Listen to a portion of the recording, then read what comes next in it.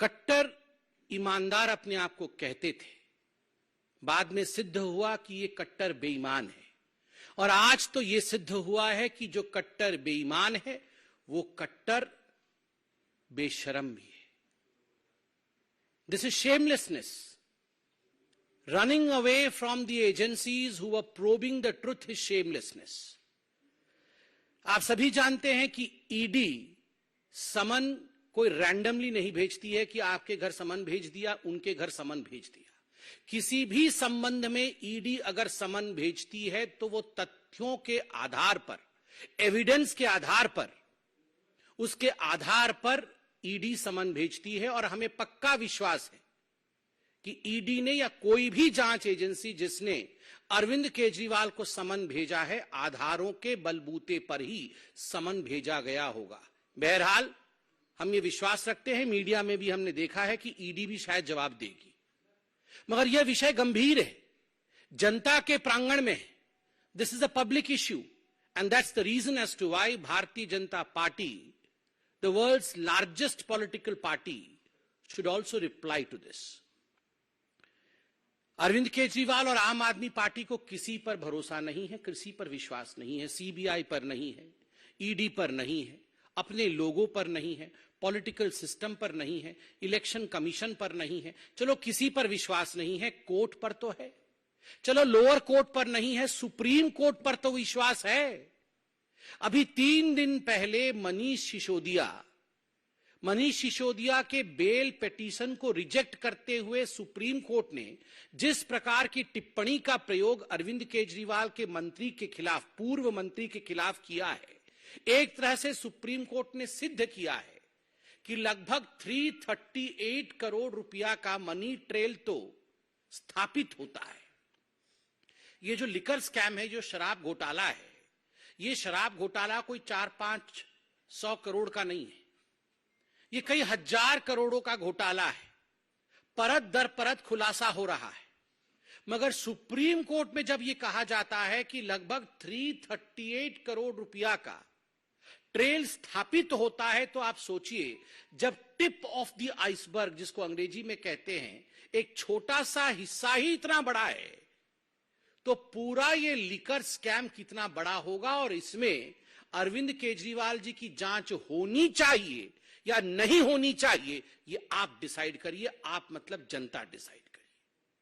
मुझे तो आश्चर्य लगता है, ये वही अरविंद केजरीवाल है, बगल में फाइल दबा करके ये रोज 4 बजे, जब राजनीतिक पार्टी नहीं थी तो प्रेस कॉन्फ्रेंस करते थे, आप ही लोग बैठे होते थे, और प्रेस कॉन्फ्रेंस में कहते थे, आज मैं शीला दीक्षित के खिलाफ खुलासा करूंगा, आज मैं रॉबर्ट वाड्रा के खिलाफ खुलासा करूंगा, आज मैं सोनिया जी के खिलाफ खुलासा करूंगा, आज मैं लालू प्रसाद यादव के खिलाफ खुलासा करूंगा, मेरे पास ठोस सबूत हैं. और जब 5 बजे इनकी प्रेस कॉन्फ्रेंस खत्म होती थी तो अरविंद केजरीवाल कहते थे, खुला दरवाजा है मेरा, खुला दरबार है मेरा, मैं चैलेंज करता हूं लालू प्रसाद यादव से, मैं चैलेंज करता हूं रॉबर्ट वाड्रा से कि वो आए, मेरे प्रश्नों का उत्तर दे, तभी मैं इन्हें क्लीन चिट दूंगा. ये अलग बात है, अभी गलबइये कर रहे हैं इनके साथ घमंडिया अलायंस बनाया हुआ है.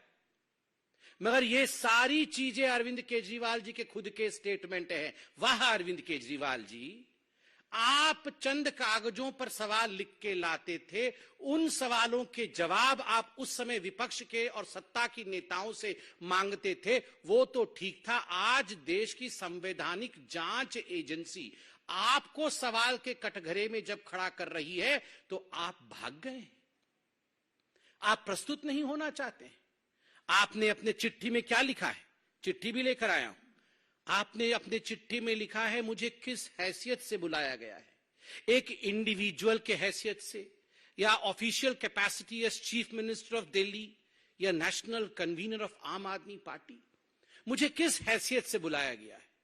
अरे अरविंद केजरीवाल जी, ये जितने गागर बंद है ना अभी जेल के अंदर, चाहे वो मनीष सिसोदिया जी हो, चाहे वो संजय सिंह जी हो, चाहे वो सत्येंद्र जैन जी हो, ये सारे गागरों के सागर आप हैं. तो करप्शन के सागर के हैसियत से बुलाया गया है.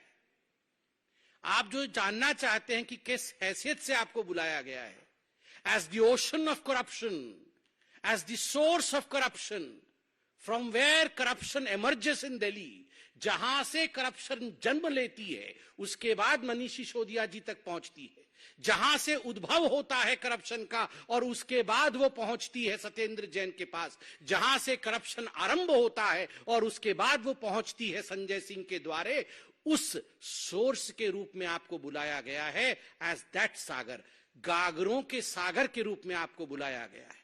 और ये क्या वीआईपी सिंड्रोम है? मुझे क्यों बुलाया गया है? क्यों? आप क्या कानून से बड़े हैं? आप दिल्ली के सीएम हैं? क्या आप भगवान हैं? वैसे तो आपने कोई कोर कसर नहीं छोड़ी थी अपने आप को श्री कृष्ण इत्यादि बताने में, मगर क्या आप भगवान हैं जो आपको कोई एजेंसी नहीं बुला सकती है? और तो और मैं आज आपसे सवाल पूछना चाहता हूं, ये जो आपके डायलॉग्स होते थे ना, प्रेस कॉन्फ्रेंस वाले डायलॉग, डबल एक्सेल शर्ट पहन करके आप जो प्रेस कॉन्फ्रेंस करते थे और कहते थे कि ये मुझे पता है अब ये मनीष सिसोदिया को भी बुलाएंगे, मुझे पता है कि मनीष सिसोदिया बिल्कुल सच्चा है, बिल्कुल कट्टर ईमानदार है, मुझे पता है संजय सिंह कट्टर ईमानदार है। अरे आपको तो पता था कि ये सारे कट्टर ईमानदार थे, मगर इनमें से किसी को अभी तक बेल क्यों नहीं मिल रही है? 10 महीने हो गए अरविंद जी, 10 महीने हो गए मनीष सिसोदिया जेल की सलाखों के पीछे बंद है।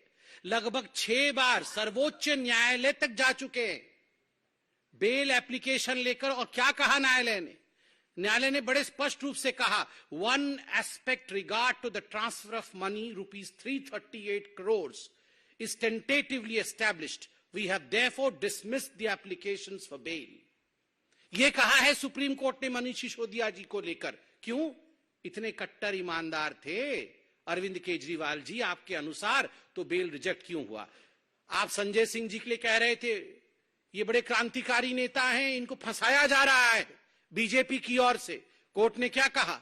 राउज एवेन्यू कोर्ट ने जो कहा है, मैं कहता हूं, in prima facie view of this court the fact stated and material placed before the court nowhere show or suggest that his arrest in the present case is unwarranted or unreasonable, as allegations have been made against him or his being directly associated with activities related to the proceeds of crime of the present case. ये बहुत स्पष्ट रूप से कहा गया है कि कोई जो एलिगेशन लगाते थे आप कि ये पॉलिटिकली मोटिवेटेड है, ऐसा नहीं है। मटेरियल जो रखा गया है कोर्ट के सामने वो दिखाती है कि ये अनरीजनेबल नहीं है ये अरेस्ट, बड़े स्पष्ट रूप से। फिर आप कहते हैं कि हमें अब सुप्रीम कोर्ट पे भी भरोसा नहीं है। इतना नहीं, अरविंद केजरीवाल जी, आपने अपने चिट्ठी में लिखा है कि ये मनोज तिवारी जी, इनको कैसे मालूम पड़ गया कि मुझे समन होगा और मुझे अरेस्ट किया जाएगा। ये अरविंद जी, ये मनीष सिसोदिया जी को जब ईडी ने बुलाया था और जब संजय सिंह को ईडी ने बुलाया था, तो आप अपना भाषण खुद निकालिए। आपने खुद अपने भाषण में कहा था, मुझे मालूम है ये मनीष सिसोदिया जी को छोड़ने वाले नहीं है, मनीष सिसोदिया जी को ईडी बुलाने वाली है और उसके बाद उन्हें गिरफ्तार भी करने वाली है। ये एक बार नहीं, 10 बार आपने कहा था। 2 बार कहने के बाद जब ईडी ने समन नहीं किया, 2 बार कहने के बाद भी जब ईडी ने गिरफ्तार नहीं किया, तो आपने कहा लगता है डेट बदल गया है, मगर होने वाला है, होने वाला है। संजय सिंह के समय भी आपने कहा था, मुझे मालूम है ये संजय सिंह जी को भी छोड़ा नहीं जाएगा, संजय सिंह के घर भी ईडी जाएगी, छापा होगा, गिरफ्तारी होगी। क्यों? आपने ईडी को कहा था क्या कि संजय सिंह जी को और मनीष सिसोदिया जी की गिरफ्तारी हो?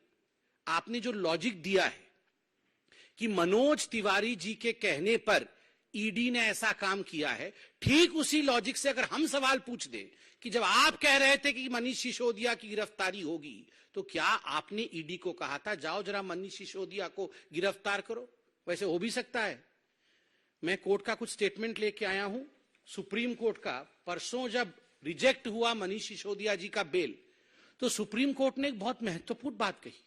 सुप्रीम कोर्ट ने कहा, we are dismissing the application for bail of Manish Sisodiya, but we have made one pointed observation, which is that they have assured, they matlab ED, that they have assured that the trial will be concluded within 6 to 8 months. So within 3 months, if the trial proceeds sloppily or slowly, he will be entitled to file an application for bail. Supreme Court ने कहा कि हमें ED ने कहा है कि 6 से 8 महीने के अंदर त्वरित गतिविधि करते हुए ये जो शराब घोटाले की जांच चल रही है उसे पूरा कर दिया जाएगा, और हमें भी विश्वास है पूरा कर दिया जाएगा। अगर धीरे धीरे इन्वेस्टिगेशन चले, ईडी अपनी पूछताछ में लचर रवैया अपना ले, ईडी अपने काम को धीरे धीरे या स्लोपीली करे, तो फिर आप कोर्ट में आकर एक केस करना। ईडी ने तो जल्दी जल्दी आपको जांच के लिए बुलाया। ईडी चाहती थी कि अरविंद केजरीवाल बतौर इस पूरे केस से जुड़े होने के नाते यथाशीघ्र पूछताछ में आए, तथ्यों को सामने रखे, ताकि 6 से 8 महीने के अंदर ये इन्वेस्टिगेशन कंप्लीट हो। मगर क्या कारण है कि अरविंद केजरीवाल कोऑपरेट नहीं कर रहे हैं, और क्या कारण है अरविंद केजरीवाल जी सुप्रीम कोर्ट के कहने के बावजूद ये केस जल्दी समाप्त हो उस पर ध्यान नहीं दे रहे? क्या मनीष सिसोदिया जी बेल में बाहर आए? क्या मनीष सिसोदिया जी अंदर ही रहें? क्या चाहते क्या है आखिर ये आम आदमी पार्टी के सुप्रीमो अरविंद केजरीवाल जी? मुझे तो आश्चर्य होता है, उन्होंने अपने पैराग्राफ में यह भी लिखा है चिट्ठी में कि दिवाली आ रही है इसलिए मुझे छूट दे दी जाए, क्योंकि मैं गवर्नेंस में भी हूं, मैं चीफ मिनिस्टर भी हूं, 2 हफ्ते के अंदर दिवाली आ रही है। वाह, आज दिवाली आ रही है तो ईडी आपसे पूछताछ ना करे, उसके बाद क्रिसमस होगी 25 तारीख को तो ईडी आपसे पूछताछ ना करे, फिर 31 तारीख को तो आपको न्यू ईयर मनाना ही होगा तो ईडी आपसे पूछताछ ना करे, फिर संक्रांति भी आ रही है 14 जनवरी को तो फिर ईडी आपसे पूछताछ ना करे। केवल इतना ही नहीं, आपने कहा मिजोरम में, मध्य प्रदेश में, तेलंगाना में, इन 5 राज्यों में चुनाव है इसलिए ईडी हमसे पूछताछ ना करे क्योंकि मैं रोड शो करूंगा। मतलब ये सारे त्योहार जब खत्म हो जाएंगे उसके बाद 24 का चुनाव भी आ जाएगा। मतलब ईडी अरविंद केजरीवाल से पूछताछ ही ना करे, क्योंकि कभी होली है कभी दिवाली है, और इसके प्रिटेक्स्ट में अरविंद केजरीवाल जी ईडी से भाग रहे हैं। ये केवल एक्सेप्टेबिलिटी है कि हमने चोरी की है।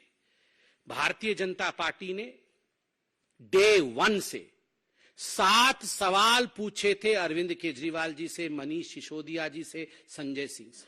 आज भी मैं जनता की ओर से ये 7 सवाल, ये दिल्ली की जनता नहीं, पूरे हिंदुस्तान की जनता की ओर से, भारत की जनता की ओर से ये 7 सवाल दोहरा रहा हूं। अरविंद केजरीवाल जी, आप जहां भी आज रोड शो कर रहे हैं वहां से प्रेस कॉन्फ्रेंस करके जवाब दे दीजिए ना। आप इस दूध का दूध और पानी का पानी कर दीजिए।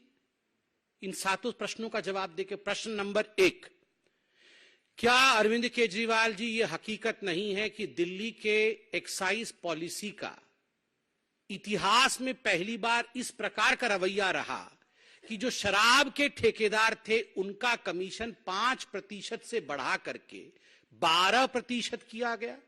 मतलब डबल से भी ज्यादा मुनाफा शराब के मित्रों को, शराब के ठेकेदारों को दिया गया, और अपने राजस्व, दिल्ली के राजस्व पर कुल्हाड़ी मार करके ये किया गया। और यह भी बात सामने आई है कि इसमें से एक बहुत बड़ा हिस्सा पीछे घूम करके मनी ट्रेल के माध्यम से, मनी लॉन्ड्रिंग के माध्यम से आम आदमी पार्टी के अकाउंट में ही जा रही थी। दूसरा सवाल, जब आपने नई शराब नीति लागू की उससे पहले एक कमेटी बनाई गई थी एक्साइज डिपार्टमेंट के एक ऑफिसर राजीव धवन जी की अध्यक्षता में। उस कमेटी ने जो रिकमेंडेशन दिए थे कि होलसेल का काम सरकार को अपने पास रखना चाहिए, दूसरों को नहीं देना चाहिए, आपने एक्साइज डिपार्टमेंट के ऑफिसर के उस कमेटी के प्रावधानों को और उनके सजेशंस को दरकिनार करके न्यू एक्साइज पॉलिसी क्यों लागू किया, किसके फायदे के लिए किया? तीसरा सवाल, क्या यह हकीकत नहीं है अरविंद केजरीवाल जी कि आपने ब्लैक लिस्टेड कंपनी जिनको कभी ठेका नहीं देना था उनको भी आपने ठेका दिया?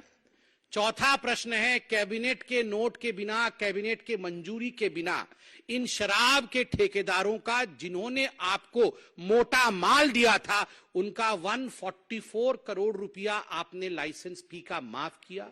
आखिर क्यों माफ किया बिना कैबिनेट के रिकमेंडेशन के?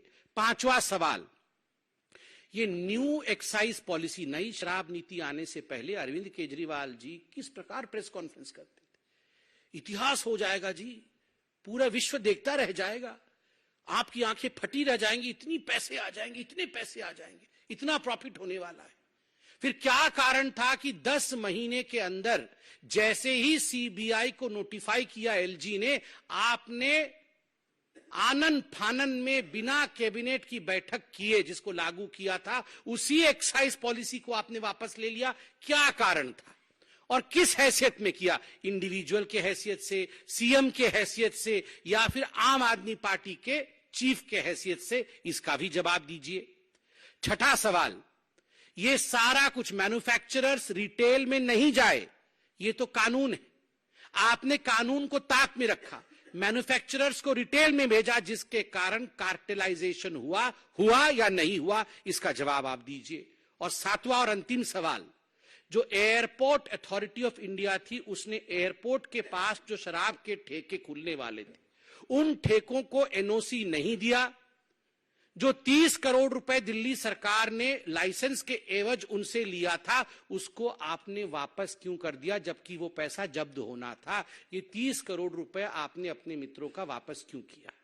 इन सातों प्रश्न का जवाब अरविंद केजरीवाल जी यहां पर करप्शन का कैंपेन करने के बाद आज आप रोड शो करने गए हैं, करप्शन शो करने के बाद रोड शो करने गए हैं। आप रोड शो के बाद प्रेस कॉन्फ्रेंस करके अगर इन सातों प्रश्नों का सटीक उत्तर दे देंगे तो हमें लगता है शराब का शराब और पानी का पानी हो जाएगा।